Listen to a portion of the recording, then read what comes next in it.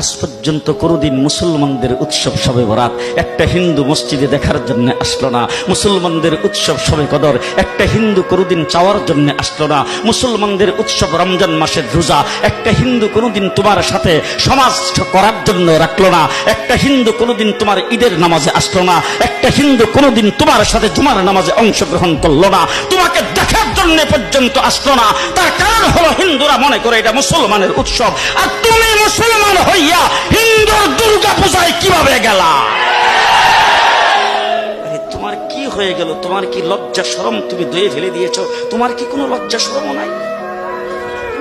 লজ্জা শরম নাই? আবার কি সুন্দর বলতেছ, ধর্ম যার যার উৎসব সবাই।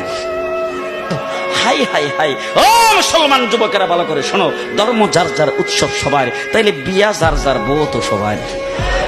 জি, বিয়ে যার যার বউ সবার, পুষ্কুনি যার যার মাস সবার, গাছ যার যার ফল সবার, ক্ষেত যার যার ফসল সবার, দোকান যার যার মাল সবার। এখন ঘুমাইছে কি কথা বলেন না কেন?